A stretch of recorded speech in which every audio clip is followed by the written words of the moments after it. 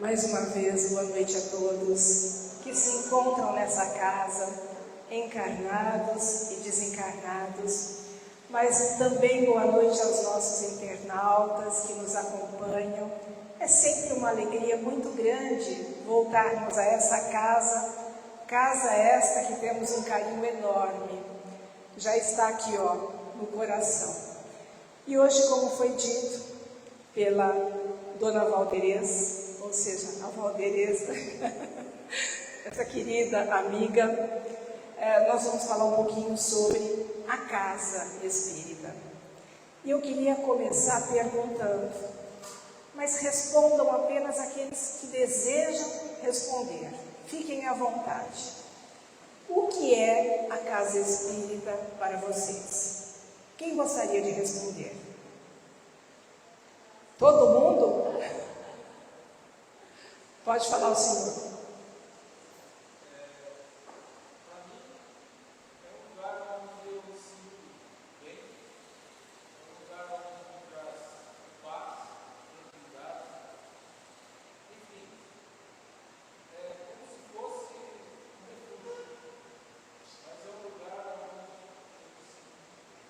Muito bem, ele se sente bem na casa espírita. Mas o que mais nós podemos falar sobre a casa espírita? Uma escola. Tá, então a casa espírita é uma escola. O que mais?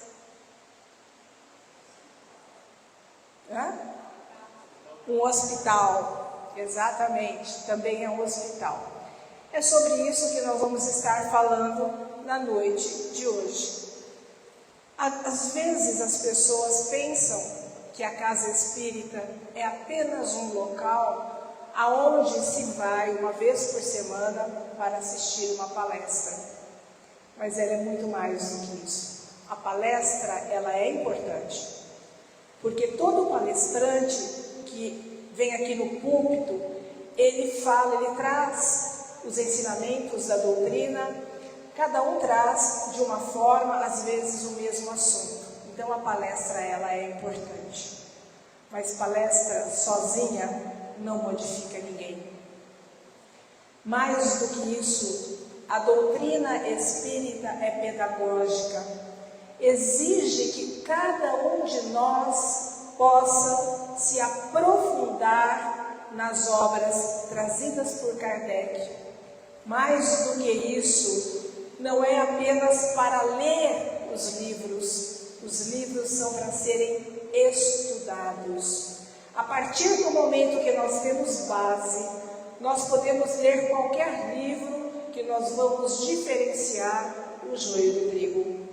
Porque há muitos livros que se dizem espíritas e que na verdade são espiritualistas. Portanto, a casa espírita de fato é uma escola. A casa espírita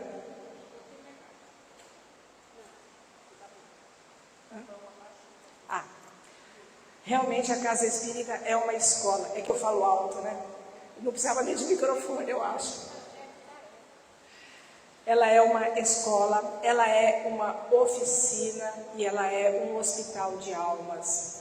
Como escola, nós temos que vir para poder aprender, para poder clarear um pouco mais os ensinamentos que Jesus nos trouxe, à luz da doutrina espírita, para que haja aquilo que é mais importante em nós, a transformação interior. Nós temos que estudar para, de fato, as nossas almas serem tocadas, para que possamos continuar nosso processo evolutivo. Portanto, é uma escola que fortalece a nossa fé, a nossa esperança. Porque fé não é simplesmente crer, é mais do que isso. É saber, é conhecer, é ter certeza. E os ensinamentos muito nos auxiliam nesse sentido. É de fato uma oficina, porque nós estamos aqui para trabalhar. Assim como Jesus foi o grande mestre e veio em nome do Pai para trabalhar pela humanidade, ele veio nos ensinar e dar condições de salvação a cada um de nós. Nós, cada um de nós que aqui nos encontramos, estamos também para servir assim como Cristo serviu. Nós estamos para evoluir ou trabalhar para a nossa evolução, mas ajudar também na evolução do meu irmão. Nós dependemos uns dos outros porque a humanidade é um ser coletivo. Para que nós possamos deixar de ser um mundo de provas e expiações para ser um mundo de regeneração, é necessário que a maioria de nós já esteja nessa condição. Por isso que nós dependemos uns dos outros. Eu dependo de cada um de vocês e vocês dependem de mim. Nós dependemos uns dos outros para alavancar o progresso do nosso planeta. Portanto, é de fato uma oficina. É uma oficina que nos convida a fazer o bem, porque o trabalho não é um trabalho remunerado. É um trabalho que todos nós, diante do planejamento reencarnatório, nós dissemos, vamos voltar para fazer o bem. Só que como temos livre-arbítrio, muitas vezes desviamos do caminho. Mas é um hospital também, porque aqui se acolhe todos aqueles que a procuram para aliviar as dores, para aliviar, para dar lenitivo à sua alma. Ou seja, todo aquele que vem à casa espírita, ele precisa ser acolhido, ele precisa ser amparado, e a casa espírita está aberta a todos aqueles que de fato a procuram. Quando Kardec, enquanto Hippolyte Léon Denis Arrivaio, grande pedagogo que foi, discípulo de Pestalozzi, ele era uma pessoa cética, ele não acreditava nas coisas metafísicas, ele só acreditava naquilo que ele tinha certeza, que ele podia pesquisar. Quando ele ficou sabendo dos fenômenos que aconteciam, a princípio ele duvidou e foi pesquisar aquelas batidas que aconteciam, aquelas mesas que se moviam, e a partir daí ele teve certeza que havia por trás daquele fenômeno uma inteligência, que nós chamamos de espírito. Mas Kardec, esse grande pedagogo que foi, também bacharel em ciência, ele foi um filósofo, ele foi um cientista, e quando ele teve contato com a fenomenologia, ele deu o nome de doutrina dos espíritos. Ele não disse religião espírita. Por que ele deu o nome de doutrina dos espíritos? Porque, na verdade, doutrina é um conjunto de conceitos. Poderiam, dentro desses conceitos, poderiam ser conceitos políticos, conceitos econômicos, conceitos filosóficos, científicos, religiosos. Há vários tipos de conceito, mas ele implementou 3 desses conceitos na doutrina espírita. Conceitos filosóficos, científicos e religiosos. Também nós encontramos na casa espírita toda uma estrutura metodológica, na verdade, que tem como base o estudo espírita e a sua comunicação com o ser desencarnado.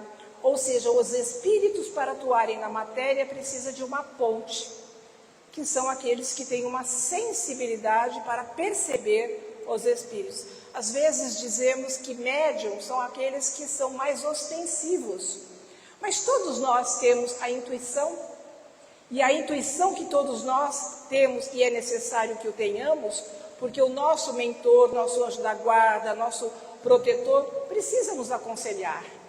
Por isso que nós temos essa sensibilidade, mas essa intuição, ela pode ser afinada, é como um violino.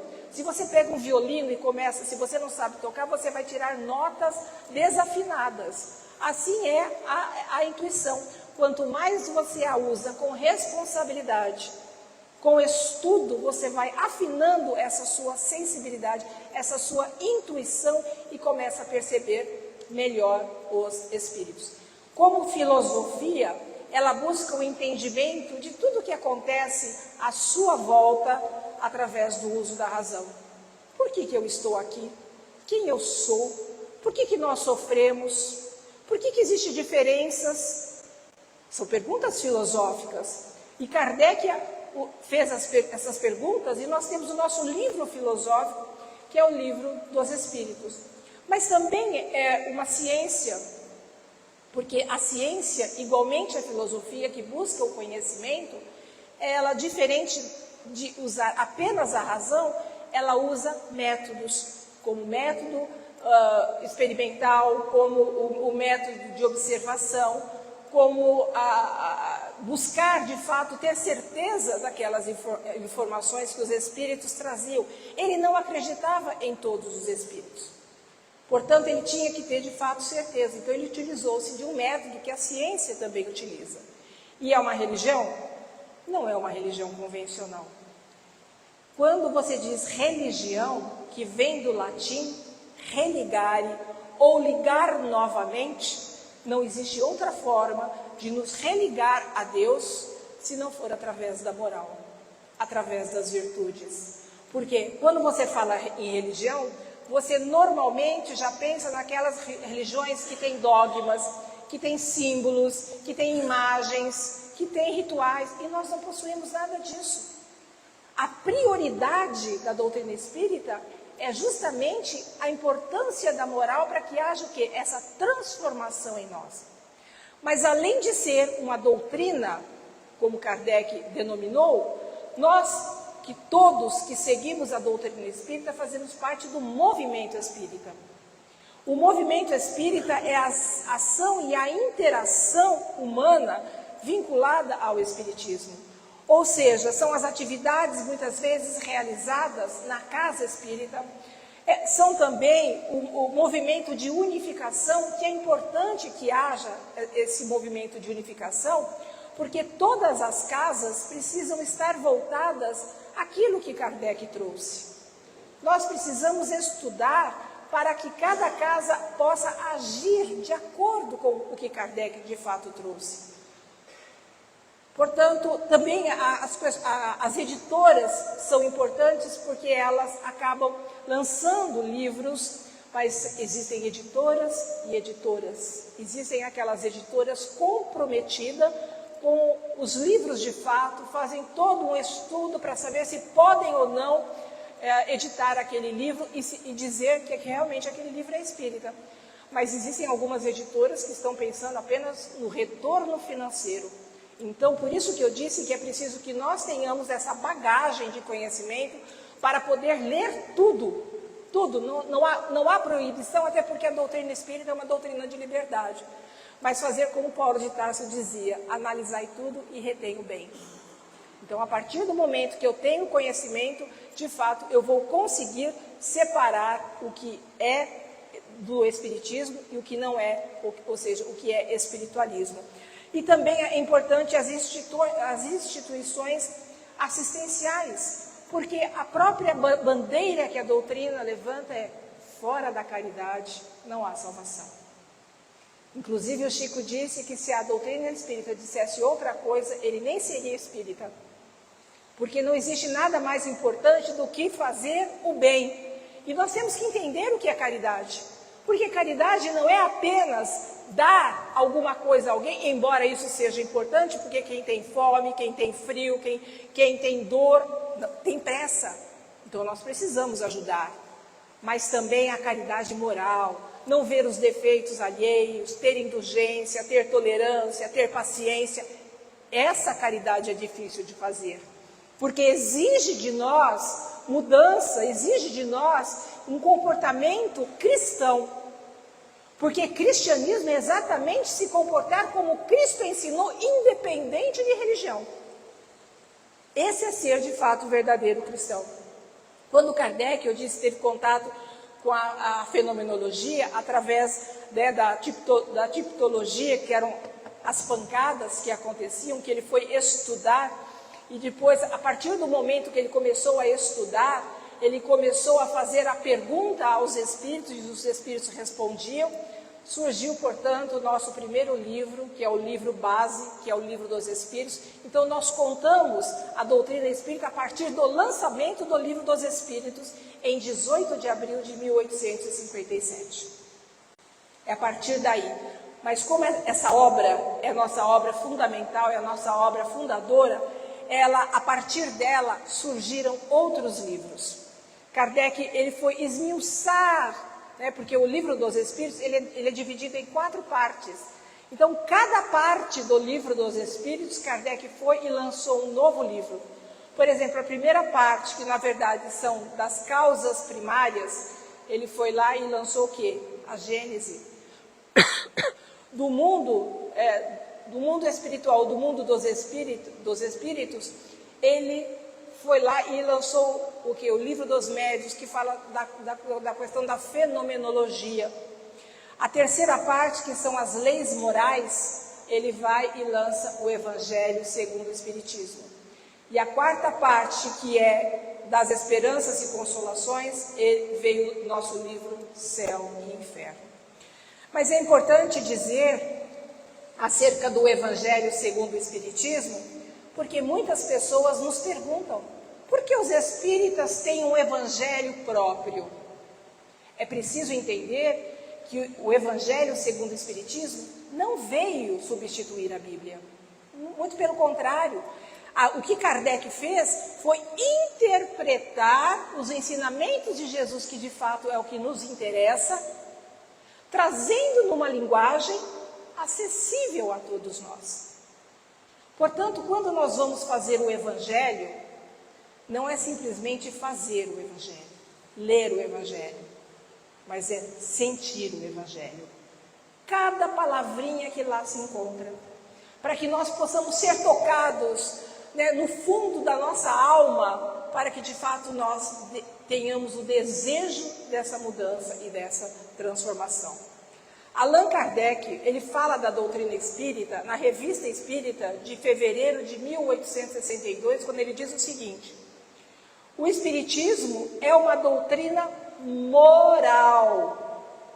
Vejam bem, o Espiritismo é uma doutrina moral que fortalece o sentimento religioso. O que seria esse sentimento religioso? É aquela voz íntima que clama pela transcendência, ou seja, por comunhão com algo divino, eterno e moralmente elevado. Esse é o sentimento religioso, é justamente esse contato que nós temos que ter com Deus através do quê? Da nossa mudança, da nossa transformação, através das virtudes, através da moral. Esse é o sentimento religioso. E ele diz, os sentimentos religiosos, em geral, e se aplica a todas as religiões. O Espiritismo não veio concorrer com nenhuma religião. Ela veio se unir às outras religiões. É uma pena que as outras religiões não entendam isso. Nós não queremos competir. Assim como os centros espíritas não devem competir uns com os outros. Tem que haver o quê? Uma unificação dos centros espíritas. E também ele diz, e se aplica a todas as religiões e de todas, e não pertence a nenhuma em particular. Por isso, não aconselha ninguém que mude de religião. Porque a doutrina espírita, como ela abrange todas as áreas do conhecimento, nós poderíamos estudar o Espiritismo numa universidade, como estudamos a sociologia, como estudamos a filosofia, como estudamos geografia. Nós poderíamos estudar perfeitamente. Como nós já sabemos que em Juiz de Fora, a Universidade de Juiz de Fora já está estudando a reencarnação, já está estudando a questão da mediunidade, porque não tem a ver com religião. Por isso que o Espiritismo poderia ser estudado também em universidade. E aí Kardec diz, deixa a cada um a liberdade de adorar a Deus à sua maneira. Porque algumas pessoas ainda não têm um amadurecimento espiritual para entender que é Deus. Precisa buscar quem é Deus. Precisa fazer um Deus antropomórfico, ou seja, um Deus à nossa imagem e semelhança. Por isso que nós vemos aqueles quadros pintados de Deus com barba, com cabelo, com cajado na mão, mas Deus não tem forma, porque Deus é espírito. Nós, enquanto espíritos, não temos forma. O que dá forma ao espírito se chama perispírito. É o elo de ligação entre o espírito e a matéria. E ele diz, pois Deus leva de observar as práticas ditadas pela sua consciência. Então, cada um age como queira, porque existe o livre-arbítrio. Pois Deus leva mais em conta a intenção do que o fato. Deus sabe o que vai nos nossos corações. Por isso que eu disse que cristianismo não é religião, é comportamento, é atitude. Todo aquele que agir de acordo com o que o Cristo deixou, pode-se dizer cristão, independente de ser católico, evangélico, budista, hinduísta. Mahatma Gandhi era hinduísta, mas era um verdadeiro cristão.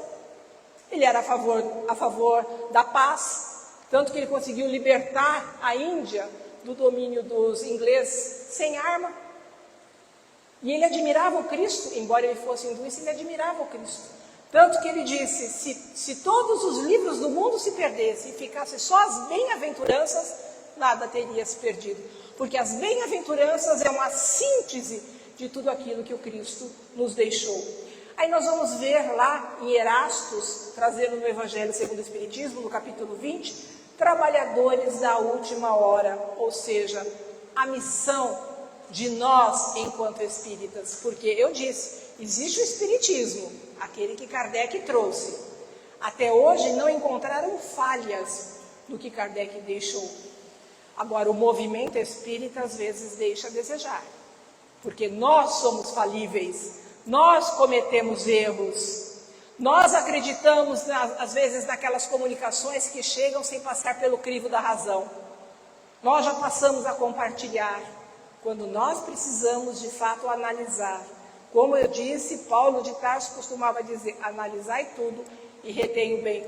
Porque há muitas mensagens aí psicografadas que, olha, pelo amor de Deus. E assinam embaixo espíritos famosos, como Bezerra de Menezes. Quando você vai ver, Bezerra de Menezes jamais diria aquilo. Por isso é que nós precisamos analisar de fato. Então nós vamos ver lá no capítulo 20, Trabalhadores da Última Hora, quando Kardec diz, ide e agradecei a gloriosa tarefa que vos concedeu. Que tarefa é essa que Deus nos concedeu? De trabalhar. Nós estamos aqui para trabalhar, nós estamos aqui para servir. Quando participamos do planejamento reencarnatório, como eu disse, nós prometemos fazer o bem, mas nos desviamos de fato do caminho. Mas, ele fala, cuidado que entre os chamados para o Espiritismo, muitos se desviando da senda. Muitos se desviando de fato do caminho, porque como eu disse, no movimento espírita, há espíritas e espíritas. Aqueles que são espíritas e aqueles que estão espíritas. Os que são espíritas são aqueles que são comprometidos com a doutrina. Aqueles que estão espíritas, empurra com a barriga, vai uma vez por semana no centro, ou cada 15 dias, não tem o comprometimento de fato, o compromisso e a responsabilidade que devemos ter com essa doutrina abençoada, que é a doutrina espírita.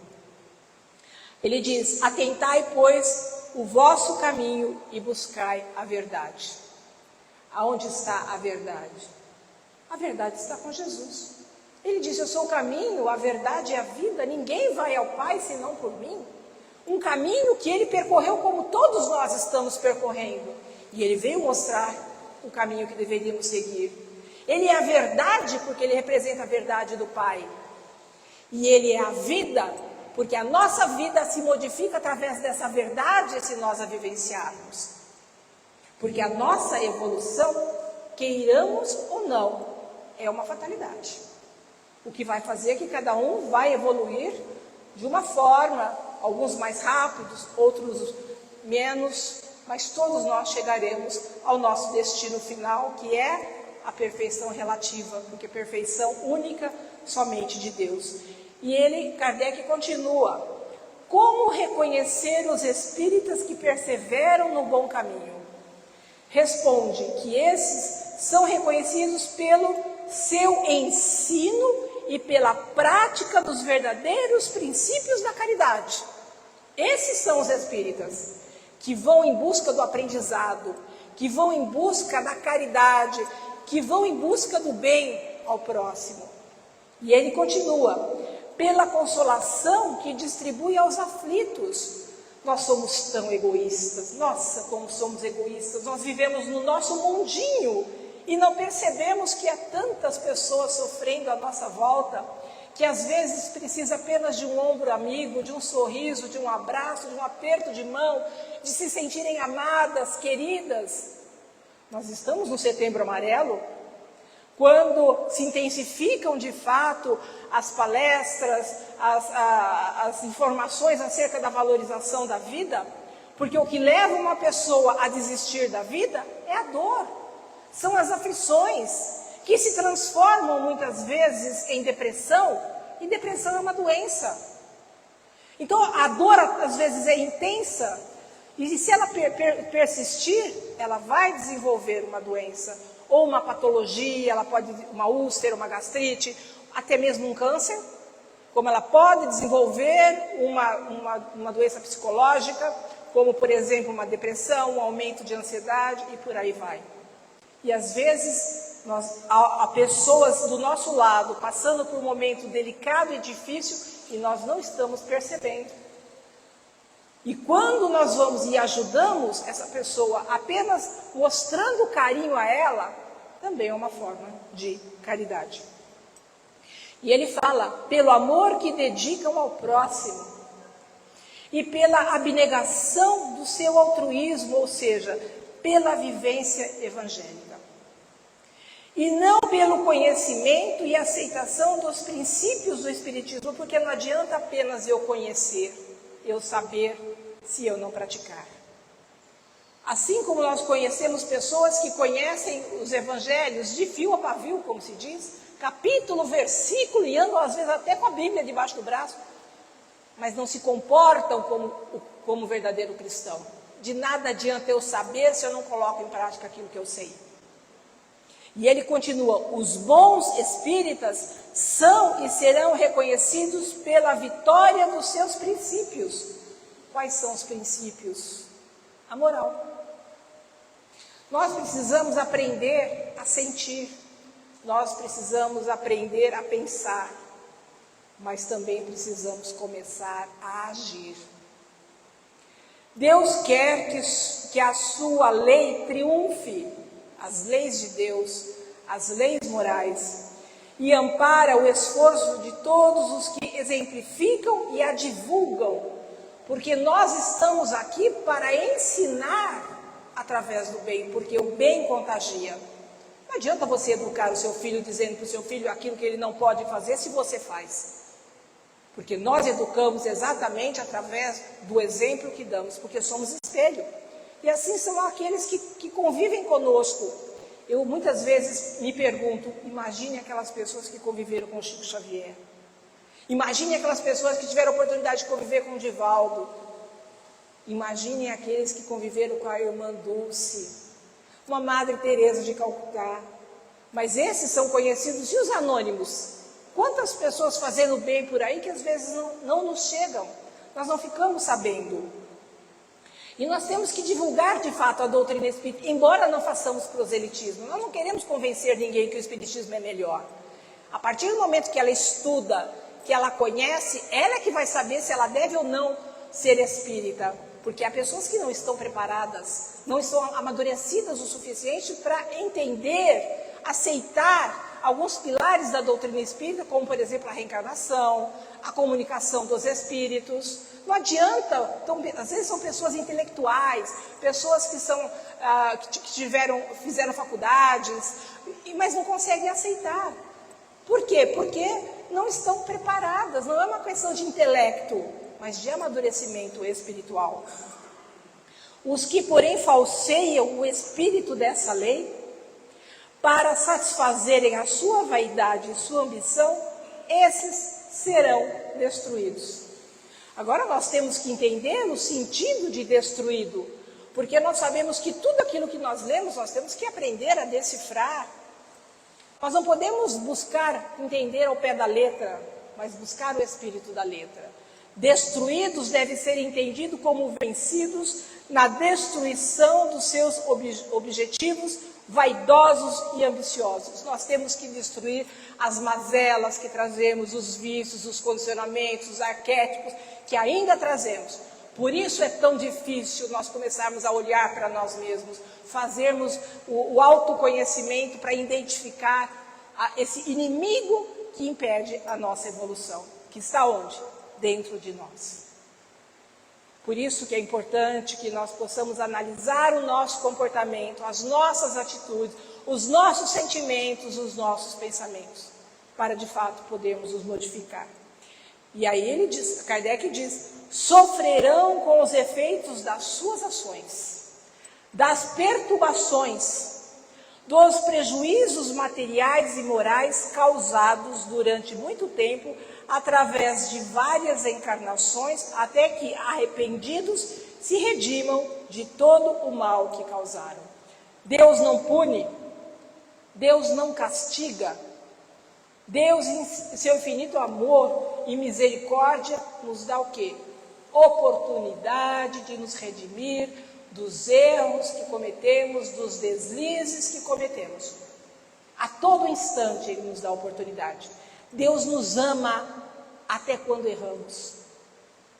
Porque Ele sabe que ainda somos espíritos imperfeitos, que estamos ainda na infância espiritual. Por isso Ele não nos pune, mas a sua lei está aí.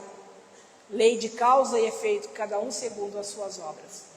Ninguém foge dela. Quem vai nos cobrar é o quê? É a nossa consciência. Kardec, em Obras Póstumas, no seu projeto, ele fala sobre o futuro do Espiritismo, ele diz o seguinte: para buscar a unidade de princípios de fazer adeptos esclarecidos, capazes de espalhar as ideias espíritas, ou seja, preparar aqueles para levar a mensagem da doutrina, é fundamental o estudo sistematizado da doutrina. Por isso a Casa Espírita é uma escola. Nós não podemos vir aqui, como eu disse, uma vez por semana. Nós temos que participar dos grupos de estudos. Nós temos que esmiuçar todo aquele conteúdo que os Espíritos trouxeram a Kardec, porque antes de ser a doutrina dos Espíritos, é a doutrina de Jesus. Porque Jesus disse, eu vos enviarei o Consolador, que dirá tudo aquilo que eu disse e muito mais, e ficará convosco por toda a eternidade. Portanto, Jesus é o responsável por esse Consolador que Ele envia. E se ficará conosco por toda a eternidade, não é uma pessoa, não é um ser, mas é a sua palavra, são os seus ensinamentos. Com programação previamente elaborada, com base na codificação, esses estudos precisam ser feitos. Recordando que o que caracteriza um estudo sério é a continuidade que se lhe dá. Ou seja, por isso que é preciso estudar. Eu que participo de grupos de estudos, meus irmãos, às vezes nós fazemos online. Temos 50, 60 inscritos.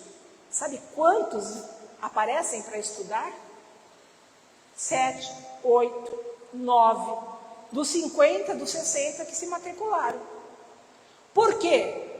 Porque as pessoas colocam prioridades materiais, quando na verdade nós precisamos priorizar as questões espirituais, porque são essas questões que nos darão condições de chegar bem à espiritualidade, porque chegaremos do lado de lá conforme vivemos aqui. Agora, quais são os cismas? O que pode, na verdade, acontecer com dividir o Espiritismo? Quem que pode dividir o Espiritismo?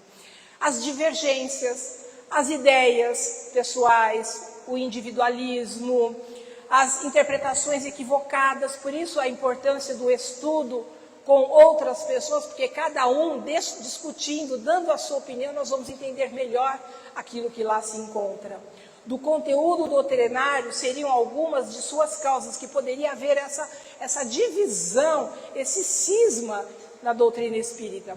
Aqueles que querem criar novidades, aquelas pessoas que têm ambição e vaidade, que querem colocar o seu nome, que querem se mostrar, como diz o caboclo, quer se amostrar, na verdade, né? Quer mostrar que sabe mais, que é melhor.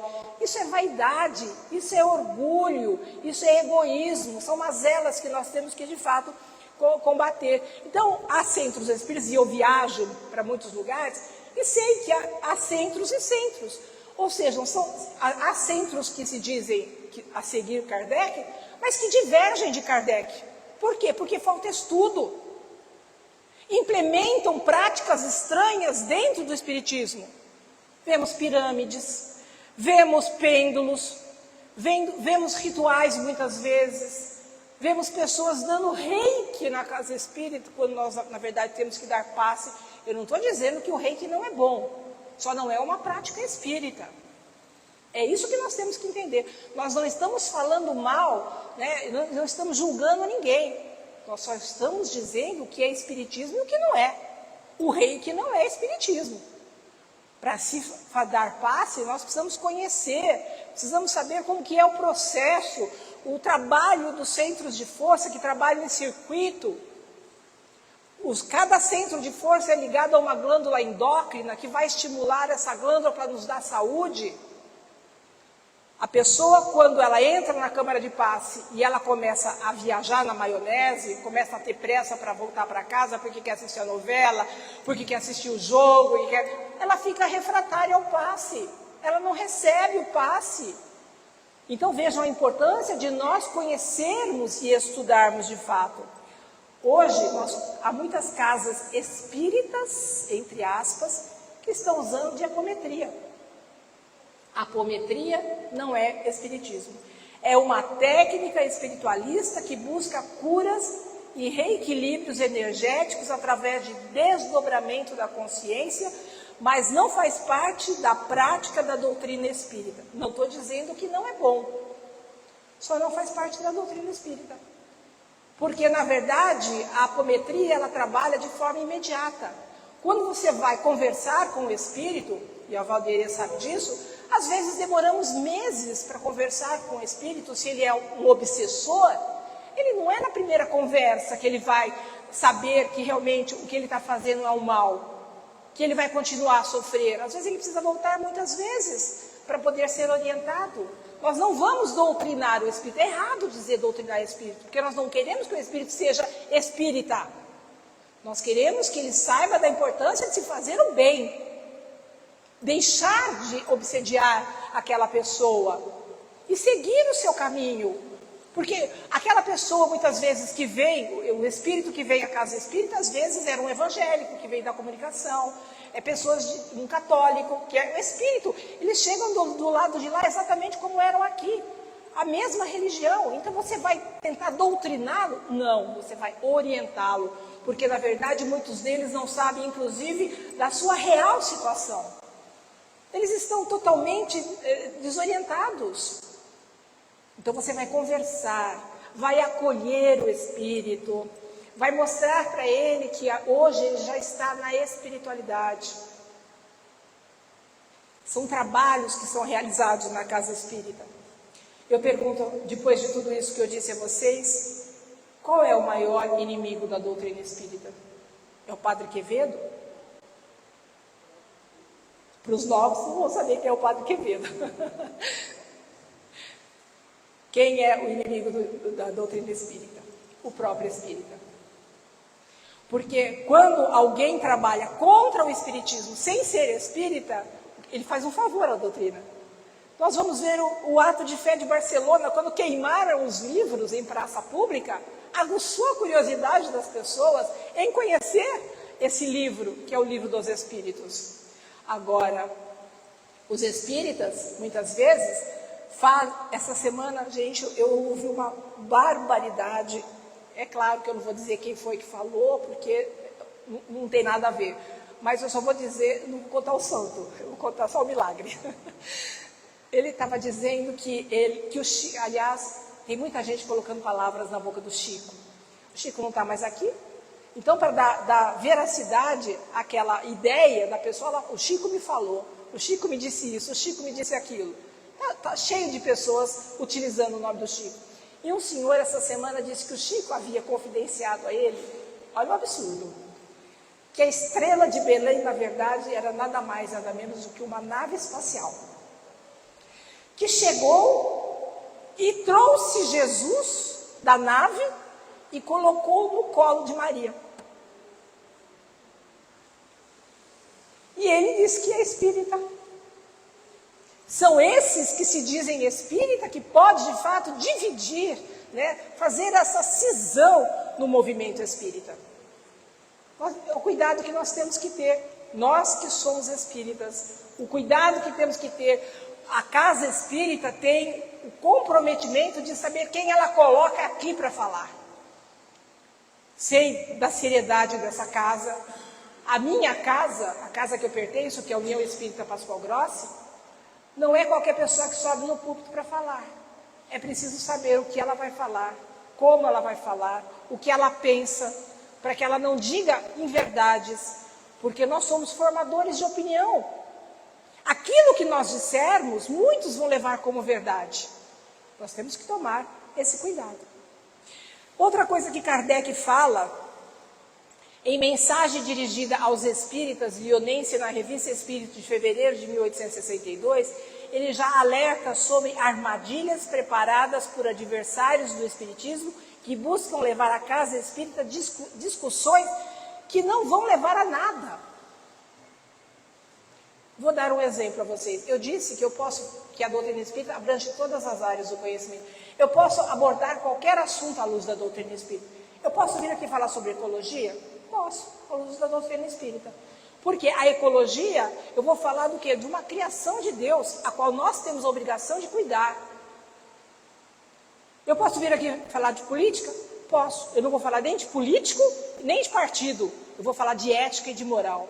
Porque a política é importante porque ela nos dirige. Mas eu não vou trazer, por exemplo, assuntos que possam dividir as pessoas, porque hoje no Brasil existe uma polarização.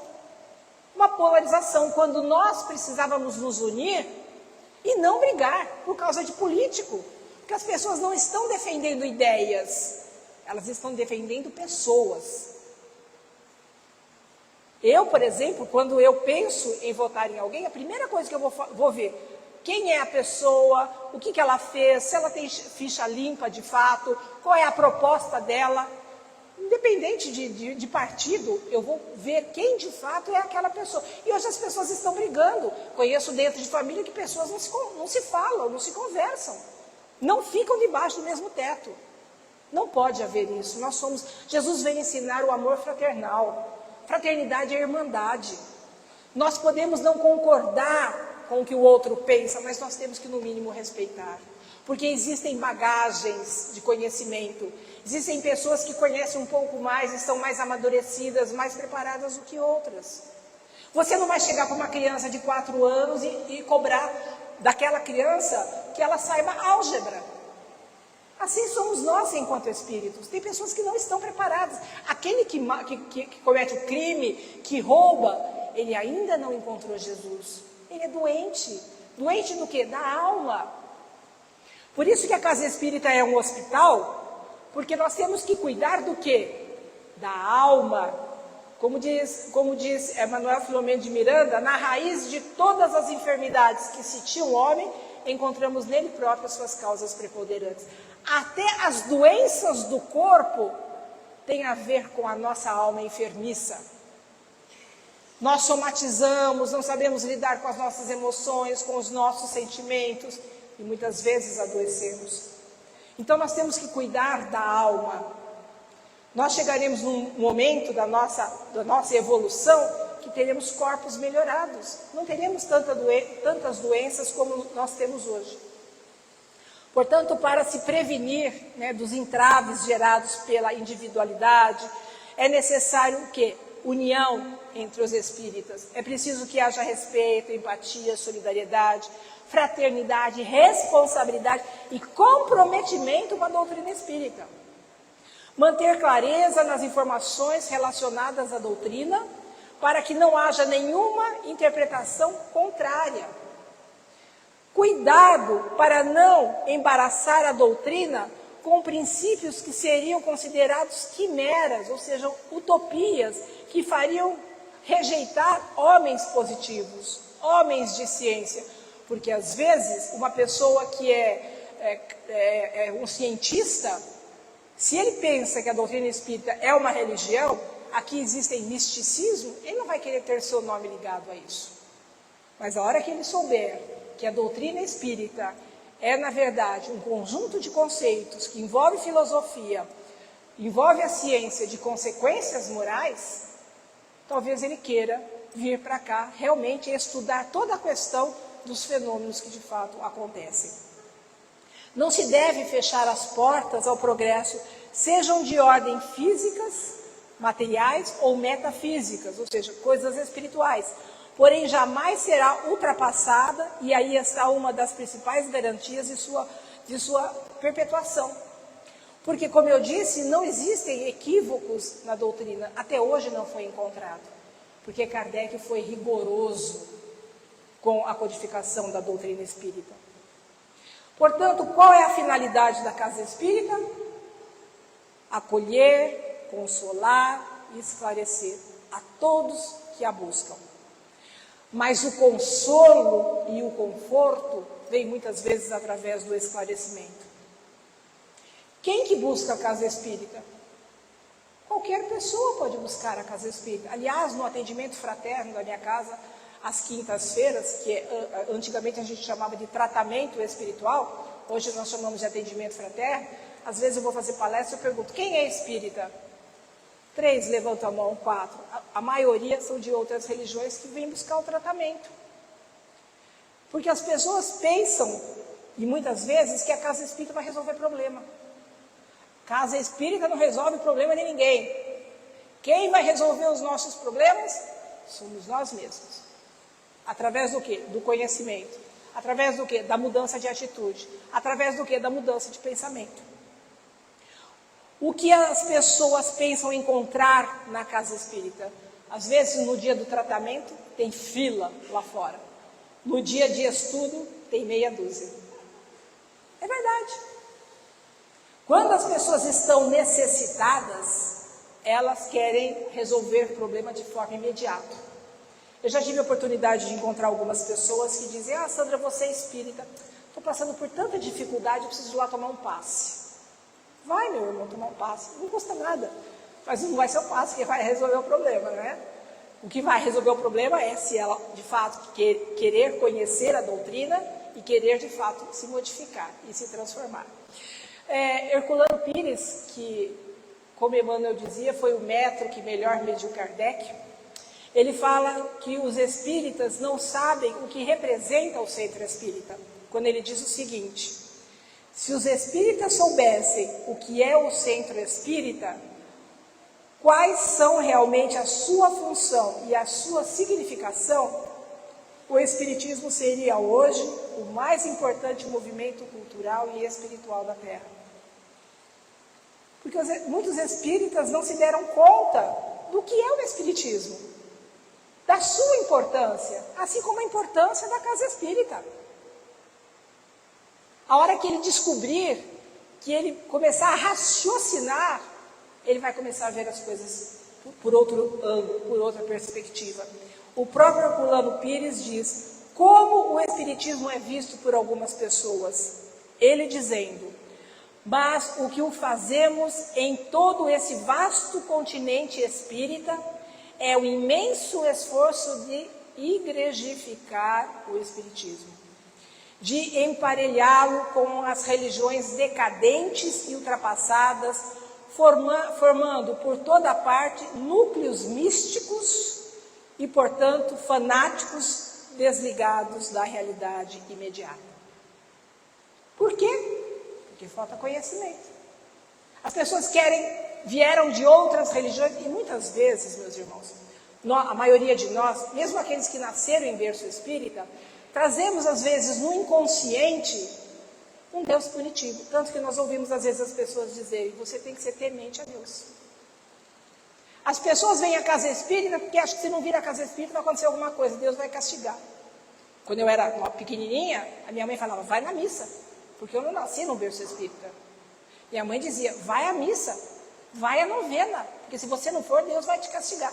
Eu cresci ouvindo isso. E eu só fui entender isso depois que eu fui ser espírita, que Deus não castiga. Mas às vezes a pessoa, até de forma inconsciente, faz as coisas com medo. As pessoas que trabalham na casa espírita, trabalham por quê? Porque tem medo que alguma coisa aconteça.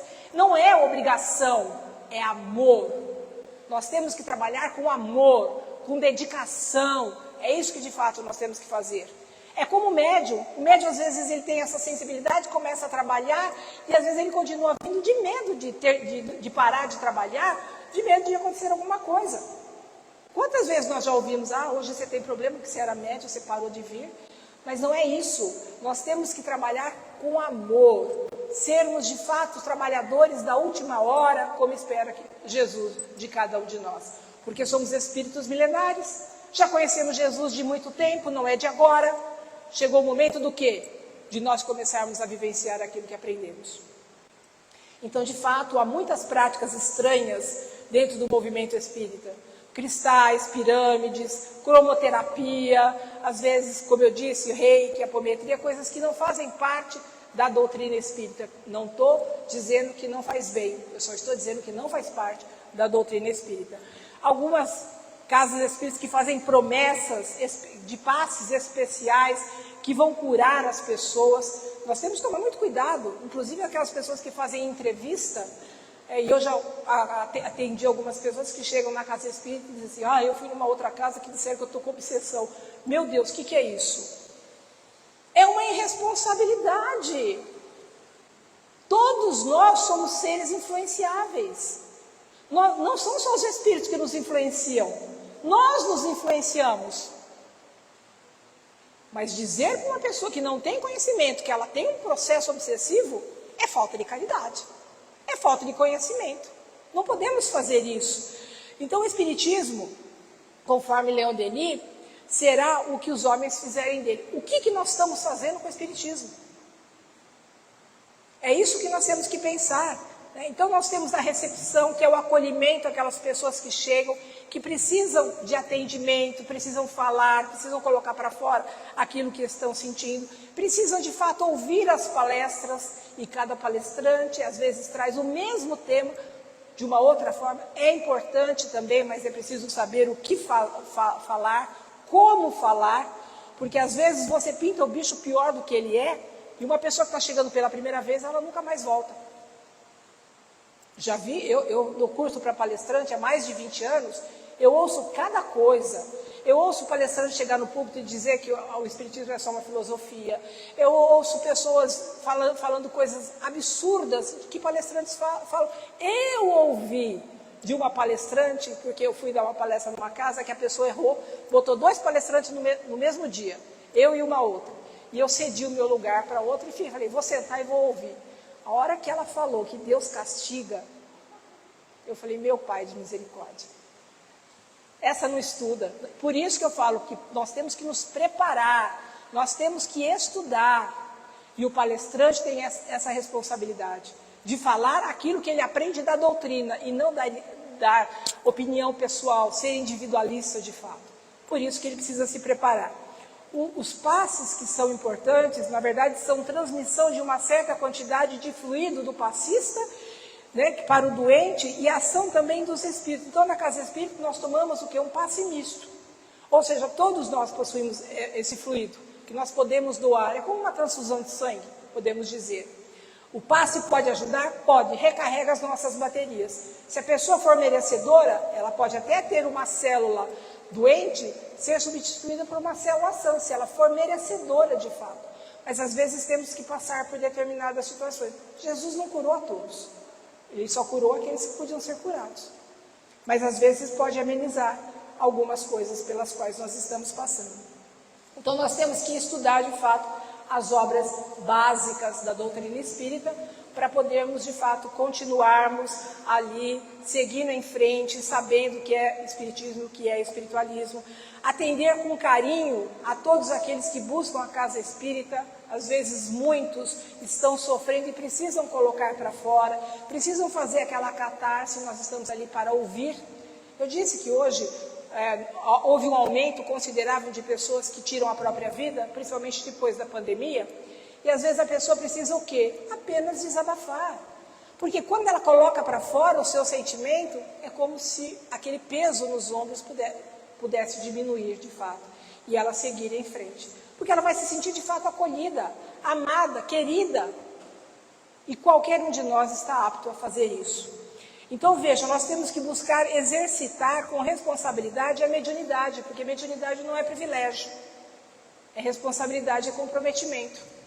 O médium que trabalha como médium, na verdade, ele está ali para aprender e também para servir de ponte para que os espíritos possam vir trazer mensagens importantes, espíritos superiores, como também servir aqueles espíritos que muitas vezes estão perturbados. É um ato de caridade também. Então, as reuniões mediúnicas de assistência a esses espíritos é de fato importante, assim como a irradiação à distância. O que é uma irradiação à distância? É um passe à distância. É quando as pessoas se reúnem, colocam o nome, o endereço de uma pessoa doente e começam a fazer vibração para ela, porque o nosso pensamento não é estático. O nosso pensamento são como ondas. O nosso pensamento, aliado com a nossa vontade, com o nosso querer, uma parte do nosso fluido vai com o nosso pensamento até aquela pessoa que está doente. Ela recebe esse fluido, é como se ela estivesse recebendo um passe na casa espírita. Isso é uma irradiação à distância. A evangelização infantil e também da mocidade. Nós temos que preparar esses jovens para darem continuidade à doutrina espírita. Ou seja, os pais, às vezes, costumam dizer assim, eu vou deixar meu filho crescer para saber o que ele quer ser quando ele crescer, se ele quer ser espírita, se ele quer ser católico. Não! Vamos trazê-lo na evangelização, desde pequeno, por quê? Porque já vai formando, né, já vai formando a moral, ele vai sabendo da importância do seu comportamento, do respeito ao próximo, de fazer aos outros aquilo que gostaríamos que nos fossem feito. Já vai preparando para o amanhã, para tornarem homens de bem. E também as famílias, né? Nós precisamos saber que as famílias precisam estreitar os laços. E as casas espíritas deveriam ter o acolhimento a famílias para que elas pudessem se estruturar. Porque uma família desestruturada que recebe esses espíritos no seio do lar, e se elas não estiverem preparadas, o que serão dessas crianças no futuro? Por que é um aumento do feminicídio? Vai ver o histórico daquela criança. Às vezes o pai e a mãe brigavam, eram discussões, eram ali, às vezes, violência verbal, violência física, e aquela criança presenciou tudo aquilo. Ela vai crescer achando que aquilo é normal.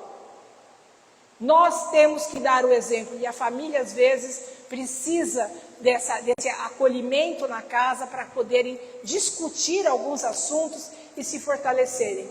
Porque a família, como dizia Rui Barbosa, é a célula máter da humanidade. É a célula mais importante da humanidade, é a família, que vai formar toda uma sociedade, que vai formar a humanidade.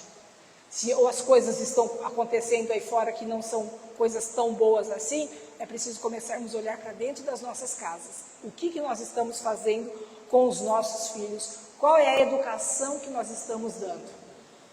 E é essa reflexão que nós temos que realmente fazer.